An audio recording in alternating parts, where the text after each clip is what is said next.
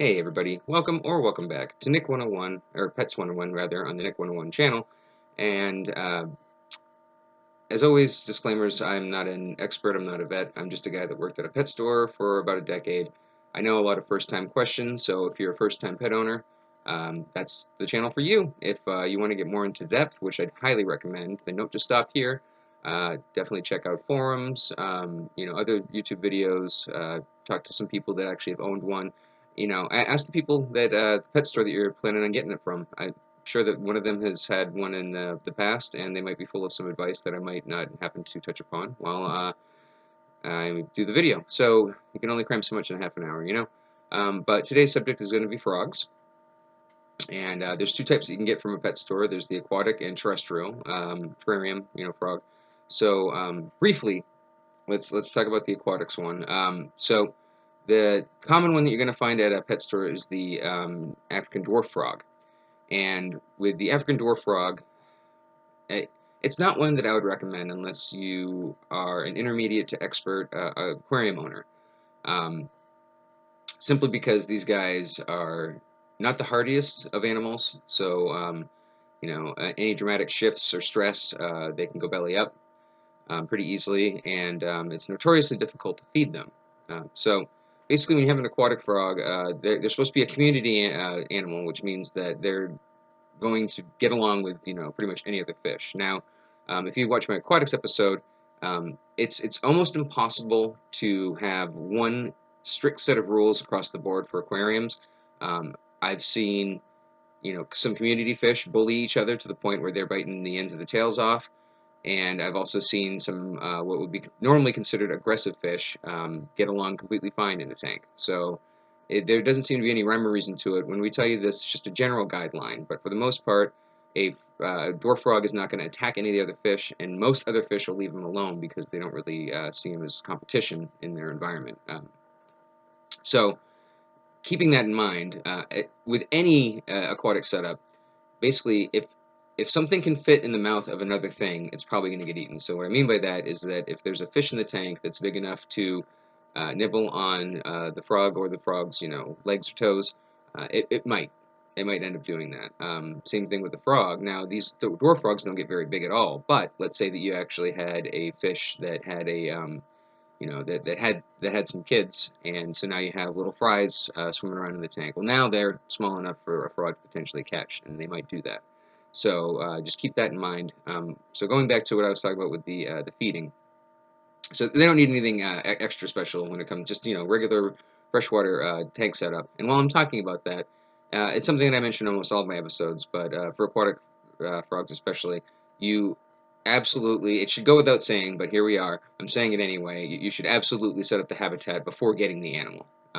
Aquariums especially, but even when I talked about the terrestrial frogs, that's something that you're definitely going to want to do. It's just not fair to have for instance, with the aquatic frog, they might go belly up in the bag of water while you're trying to set up the tank. Then you have a tank that isn't established yet, so then you toss them in the water. The shock from that water might, have them go belly up. So obviously have a already set up habitat before you get the aquatic frog. What I'm just letting you know is that they might do better by themselves, and then it's kind of a boring tank to have just one little frog in. So they eat sinking pellets for the most part. I'm sure you can do some research, maybe throwing some, fruit flies on top of the water. They might go up for those. I'm not sure, but for the most part, they usually just eat sinking pellets. And so the problem with that is that most fish that you get in an aquarium are top feeders. So as the pellet is hitting the top of the water and then slowly sinking down, most of the fish are going to go after them before they can get down to where the frog is at the bottom. And then once the pellets do get to the bottom, most people have substrate in their aquarium, and that substrate is gravel. The pellets go in amongst the gravel, the frog can't get them, so now they're going to be starving twice. So getting them to be able to eat is a difficult task, and one that, like I said, I wouldn't recommend unless you have some experience with being able to devise a workaround. For instance, either having a designated feeding spot for them or something along those lines. So yeah, even though it does say on many charts that you'll see that the aquatic frog can get along with all the other fish that you have in your aquarium, I don't know that that's necessarily going to be true. Some of them might see the kicking action and, go after a leg. Some of them might eat the other, the frog's food. So definitely, do some research before you get an aquatic frog. But that's about all I want to get into for the dwarf frogs. I just realized when I was making the video that I was going to talk, well, mainly in my head I had, terrestrial frogs in mind, and then I realized, oh, well, technically pet stores do sell aquatic dwarf frogs. Some might sell others, different types of aquatic frogs as well. I do know that there's a popular albino species that, has, I think is really cool looking. Some people think it looks a little gross, but, very smooth skinned, like cool little sideways claws. And if you do end up finding one of those guys, well, those are a whole different animal. I mean, because they get big enough that pretty soon the fish they're getting along with now can fit in their mouth, and they do love going after, moving prey.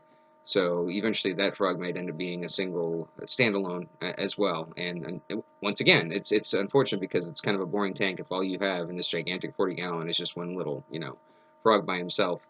So anyway, let's move on to the more common frogs that you're probably going to be able to find, which is the terrestrial ones. Now, I feel like it's definitely worth mentioning.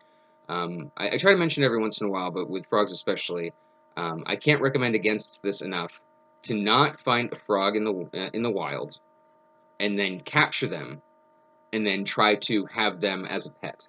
It's something that, even I as a kid, I mean, I had the whole deal. I had, like a jar with a stick and a leaf, as Mitch Hedberg would say, to simulate their natural environment.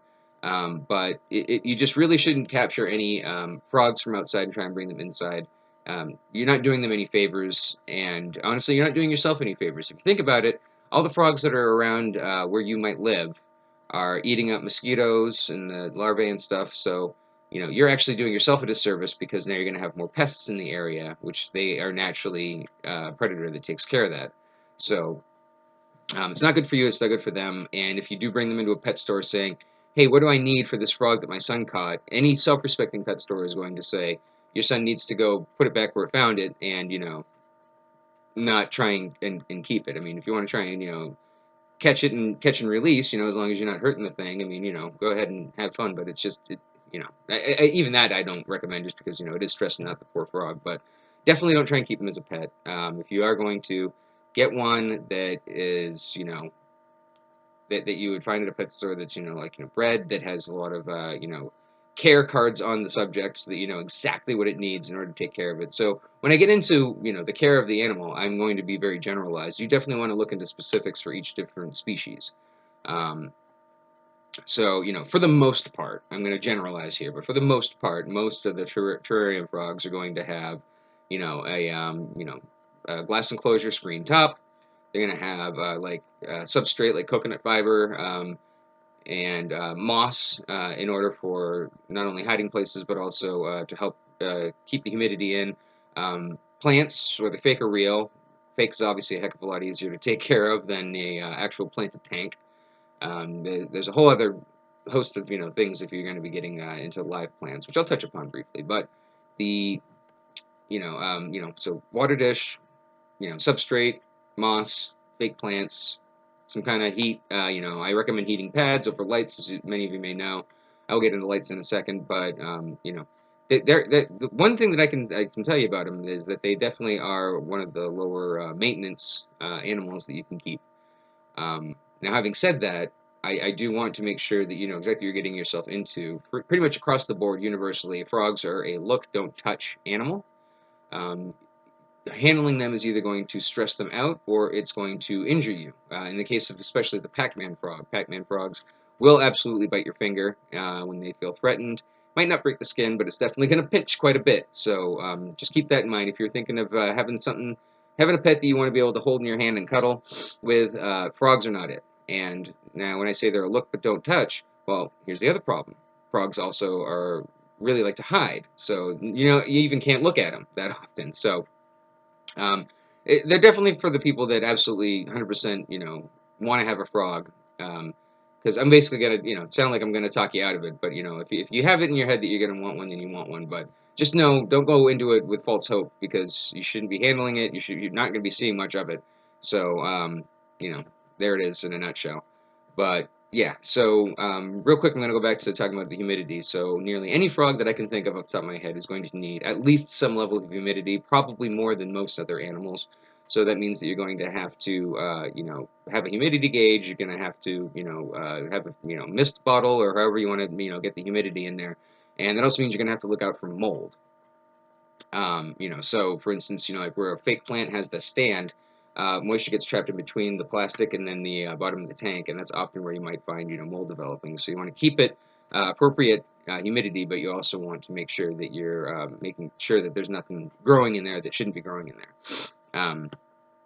Now, for the most part, there are some exceptions. For the most part, for food, primarily they eat crickets, and I do want you to do some research because I do know that most carnivores that do eat food, especially live food, I'm pretty sure that most frogs aren't going to go after any dead ones. They usually only go after something that's moving. It's evolution. They obviously don't want to eat rotten meat and get sick, so you're going to have a constant influx, a constant supply of food. And in this case, it's normally 90% of the time people feed them live crickets. I might do a just completely separate cricket section on its own, but just keep in mind that crickets aren't exactly the easiest things to keep alive. So if you want to just get a cricket keeper, buy a surplus of them so you can not have to keep going back to the pet store. It's not easy. You could be giving them the food, the water, and basically they could still be going belly up by the droves. They'll go after each other. They'll crawl over each other. Cut each other up. I mean, they need plenty of space to keep away from each other. And even then, for some reason, they just seem to, die by the drove. So you're probably going to have to continuously go back to the pet store and pick up bugs. Now, it's very important that you don't over or underfeed a turtle because a frog. So if you underfeed a frog, obviously, that's not good. They're going to be, hungry, starving. And if you overfeed a frog, well, the problem is that like many animals that eat live, they'll eat their fill and then they'll not be interested in the rest of them until they get hungry again. Which means the crickets, if they're in abundance, are going to be crawling all over the frog, biting them, basically stressing them out, and it's not good. So, one or two in the habitat is fine. They're probably going to find a hiding space and pretty much stay away. But for the most part, you only want to feed what they can eat in one sitting. So, and I honestly, depending on the size of the frog, depending on their appetite, personality, I'm not going to give you a flow chart. Basically you're just going to have to figure out the frog's appetite on its own. Maybe just the first time, a couple times that you feed them, just do a few at a time until you notice that they stop eating, and then stop there. If there's still too many in the habitat, scoop them back out. Um, it's definitely recommended for you to dust them. So what I mean by that is you want calcium, preferably one with some D3 in it, and that's just so that they get some of the natural stuff that they normally won't get in the wild. So this is a good time to bring up UVB lighting. So technically, most frogs don't actually need any special lighting. The lighting is mostly going to be there for heat and to be able to see them. If you're dusting the crickets, then they're not really going to need to have any UVB to make the D3 in their body. Much like we need sunlight. We need sunlight to make vitamin D. Most frogs do too. If you're already supplying them with them, then they should be fine. And it's definitely debatable if the frog is naturally a nocturnal frog, if that's even helpful, because it has shown to cause some mutation in salamanders, not necessarily in any frog studies that I've heard of. But yeah, so with UVB lighting, that's one that you can decide on your own. UVB it's a finicky animal. It's a light that you're going to have to change out every couple of months, even if it still turns on, because now it's not actually the filament's not actually sending out UVB rays anymore. So it's kind of a pain in the butt. If you do decide to go with live plants, however, you are going to have to use the UVB light, and just keep in mind whether you do or not, whether it's a UVB light or not. Make sure that you just have plenty of hiding places so they can get out of the direct light, and never have the light directly over the water dish. The water dish should always be on the cool side of the tank. That's where they should be able to hydrate, get some water, and not have the water boil them when they try and, kind of get wet and that kind of stuff. So, like I said, that's not a huge list of things that you necessarily need for a frog. It's just some of them are kind of a pain in the butt, like feeding them live crickets. So I do know that they also can eat mealworms. Those ones usually have to be in a ceramic dish, and I think once they get to be a certain size, they can also eat earthworms too. Those ones most likely also have to be in a dish as well. I don't know if there's a secondary option for the smaller frogs that would, like the dart frogs that would require fruit flies. We'll get into that later though. So definitely research, and hey, if you find something, please let me know in the comments. As far as alternatives for feeding goes, but the main staple usually in most pet stores is going to be the reliable old cricket. So most of them, like I said, have that same basic setup. So you're going to have the moss, you're going to have the water dish, you're going to have hiding places, fake plants, plenty of stuff in there in order to keep the humidity in. So the main different types that you're going to find are there's the Pac-Man frog. So these guys are kind of interesting. The reason why they're named Pac-Man frogs is because they basically are just a big circle with a mouth on it. If you can picture Pac-Man and you paint him green and throw a couple little legs on him, that's pretty much what a Pac-Man frog looks like. It's just a giant mouth with a big circle behind him. And even the way that they eat is kind of Pac-Man-like. So what they like to do is they like to burrow down into the dirt. So definitely make sure you have plenty of substrate. They like to burrow down in the dirt and then just kind of wait for a cricket to cross their path. They're kind of lazy hunters. So if you do have a Pac-Man frog and he's actually out roaming about, then that's a good sign that you're probably underfeeding them, because they usually wait for prey to go past them. If they're out looking for it, that means that they are hungry. So just something to keep in mind. But when they do eat, they'll just sit there. Cricket will be walking by and they so and that's about the main fun thing that you get out of a frog is basically watching them eat. So if you love all animals including bugs, then maybe they're not the ones for you, because you're gonna have to feed live, and really that's kind of most of the fun about seeing them. And but yeah, so Pac-Man frogs are notoriously lazy by nature. They also get quite big, so whatever size terrarium you're going to start off with, that's not the one that they're going to end up with. So that's always a big factor to think about. Most people think it's a one-and-done purchase when it comes to buying a habitat, but most animals tend to outgrow theirs, and Pac-Man frogs are definitely a big one. Having said that, though, they are pretty cool. They do come in albino as well as regular. I think even the regular color looks cool. It's kind of like a bright greenish. But the albinos can be anywhere from like albino color. They're bright pink color. Pretty cool looking. A little bit more expensive typically, but that's those guys. And like I mentioned before, but I want to reiterate, those are the ones that when you're cleaning out the habitat, you want to be exceptionally careful, because those ones are the ones that will go after your finger. And again, while I've never had to break the skin, it can absolutely pinch. And especially if you're getting it for a kid that's a little inexperienced, if the frog latches on and the kid instinctively does that, well, the frog might go flying across the room, break a leg, something worse. So just something to keep in mind. Also, just like with a lot of animals, frogs only live a handful of years, so just keep in mind, if you're getting something for a kid, the lifespan, it's just like, okay, how old are they going to be when the thing potentially passes? Okay, I don't know if I want to be talking about death that early on, but that's something to always consider. They, frogs in general, I don't really seem to have too many, health problems, except for maybe, adult show. So it's not going to be the best of, you know, just heads up. But a prolapsed anus.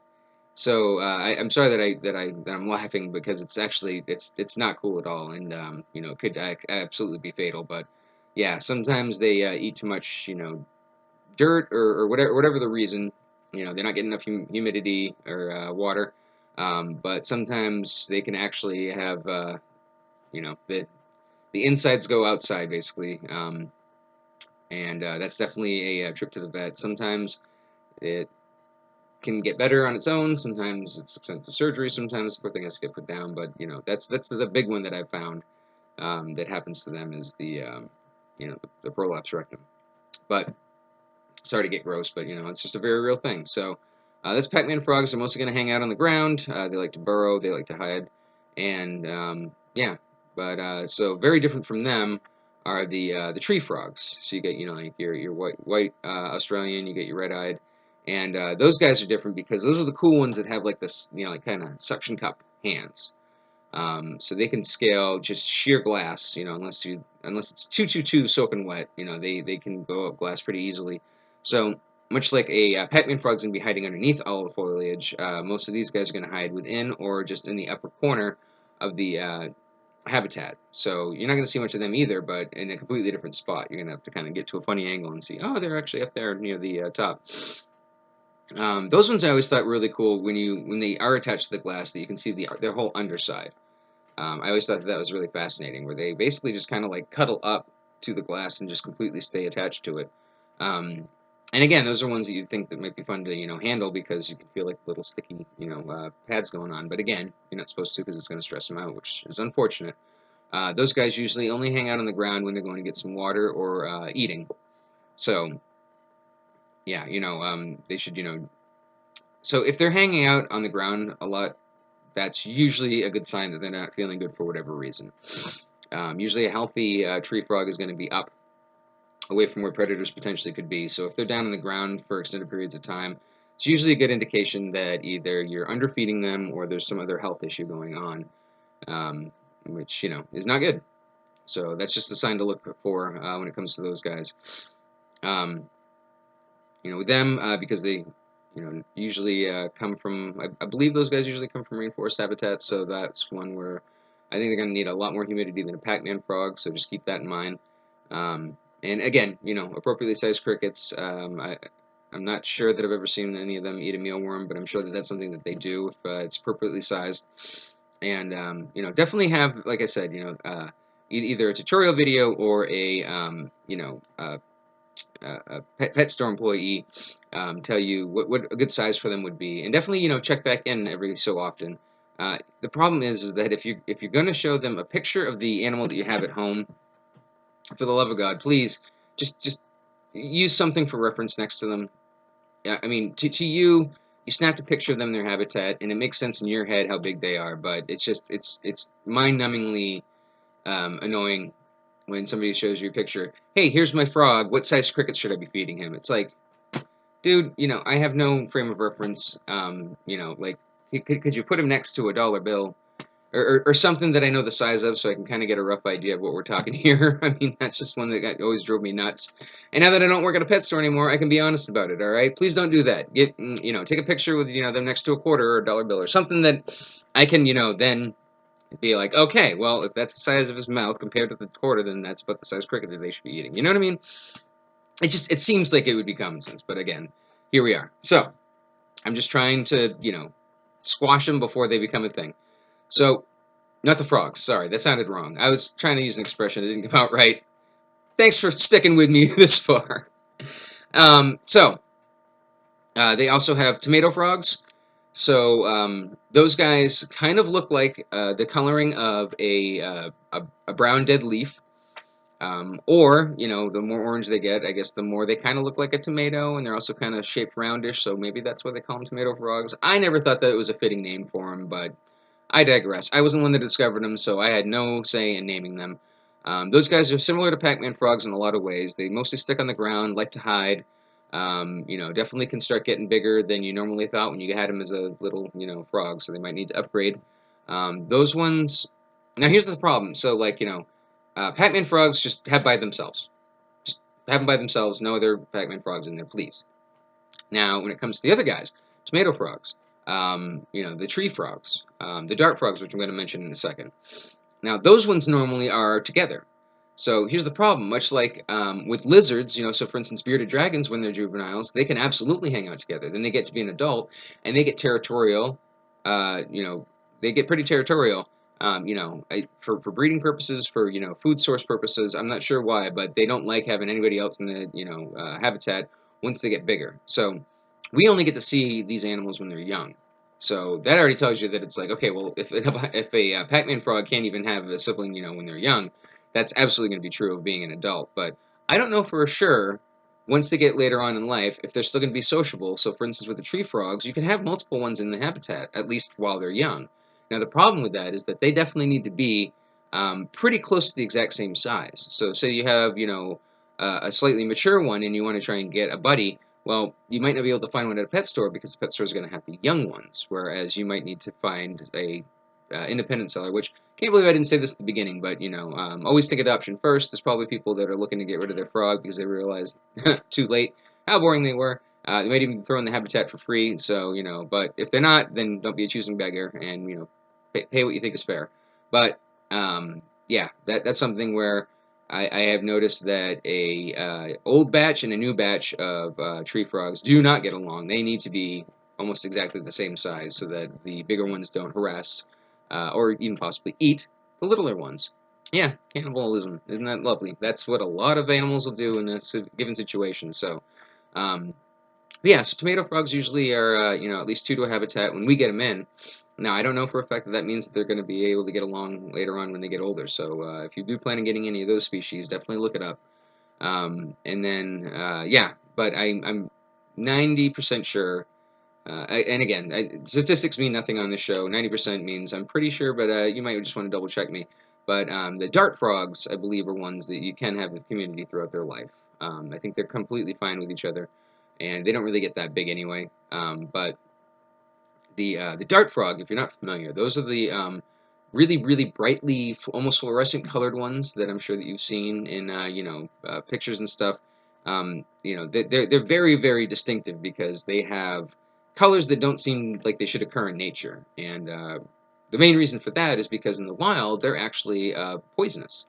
So they're so poisonous that they can actually advertise that they're around because predators will look at them and go, well, you wouldn't be that easy to find unless I need to stay the heck away from you. And instinctively they just know, don't eat that frog, you're going to get sick or possibly die. And the reason why they were called dart frogs is I believe that back in the day people used to actually use the poison from them on their darts in order to help make that dart now a lethal one instead of just a little thorn. Um, I'm pretty sure that's where that came from, as a dart frog. And I don't think that it's because they dart around. I'm pretty sure it's because they used to use the poison. But anyway, in captivity, they are not poisonous. So this is kind of an interesting little fact that I learned. I definitely like to save those little those fun little tidbits for later on in the episode, so that if you stick around, you kind of get a little reward. So the reason why dart frogs are poisonous is not because of a natural venom that they excrete. It's because they eat poisonous ants. They eat like the fire ant. They eat like the ants that have that are venomous or toxic or whatever the I always get confused the two. I know poisonous is if you eat it you die. If you bite it, you die. Then venomous is if they bite you, then you die. So, um, technically, I think an ant's both. If you think about it, because they can bite you and it'll sting, and then if you eat them, then it'll burn. I don't know, but anyway, so the insects that they eat in the wild are toxic, so they're immune to it, but they do still have to extrude it. So they usually kind of sweat it out of their pores. So now they have all this nasty stuff all over them. So if a predator then ate them, well, predator's going to get sick, not them. So in captivity though, they normally, at least when they're the size that we get them in, they're normally on a diet of fruit flies. And fruit flies have absolutely no toxins or anything in them, so they actually would be safe to handle if I could recommend to you to handle them. No, I mean, in an emergency, obviously, you might have to touch them, but for the most part, you don't have to worry because the captive ones are going to be 100% safe to handle. Just for you, not for the frog. The frog could actually die from just the stress of being handled. So, again, please look, don't touch. Now, feeding these guys is tough. So, you have fruit flies, which they sell as flightless fruit flies, but that's just because they're just freshly hatched. A fruit fly is always going to be able to eventually get flight in it. It's just, there's no way to not have that happen. So you are going to need to find a way to keep them fed multiple times a day. I mean, they have stomachs the size of the head of a pin, if you think about it. So they're going to need to eat multiple times a day. And it's just not really a viable way of doing it. The best solution that we have found, at least the store that I worked at, is that they will sometimes come in a jar with a screen top, or sometimes they'll come in, you know what? Be right back. How professional, leaving the screen. I mean, but it just occurred to me it might be easier to just show you. So I've also seen fruit flies that come in a container very similar to your common salt or pepper shakers. So the people listening, hopefully you can picture it in your head, but you know the ones that have the plastic top that you can open it and then you can get a little bit of salt, or you can open it a lot and you get a lot of bit of salt. So there's some fruit flies that come in a jar similar to that. So what I actually like to do is get the opening and then get it so that it's just big enough for maybe one fruit fly to be able to wiggle its way out at a time. And then you take that, put it in the habitat, like underneath the leaf or whatever, and then there's going to be a constant crawling out slowly over the course of a day. So they'll always have a food source. They'll always be able to hunt, and you're not just dumping a whole bunch in that the majority manage to get out and about. Now, in a pet store, you usually have a self-contained air system to keep the temperature and oxygen consistent. So we usually didn't have as many flyaway fruit flies, but you're probably just going to have a habitat with a screen on top. So just if you keep bananas out, I'm just letting you know ahead of time. That's something you're gonna have to deal with. I haven't really heard of any better solutions than that. Again, if you've come across one, please leave it in the comments. I would be fascinated to know. But that's probably the best solution that I have found for the dart frog, is to just have it barely open, stick it somewhere that they can slowly crawl out one by one, and yeah, that's the way to do them. And that's pretty much the majority of it. Like I said, these guys are, compared to some others, like compared to a bearded dragon where you have to make them a chef salad every single morning. They are a little bit easier to take care of than others, but again, you're not really gonna be able to hold them. You're not gonna see as much of them as you probably would like. Even the brightly colored ones, you'd think that they'd love to be out in the open all the time, basically showing off their stuff, but no, even they do like to be comfortable and have plenty of places to get out of the sun, out of the immediate eye of you. So, yeah, if all of this still hasn't talked you out of getting a frog, well, hey, congrats on the new edition, and I'm glad that you decided to do some research before you looked into it. Please, please, please put back that wild one that you caught if you did, and other than that, enjoy your new amphibious friend.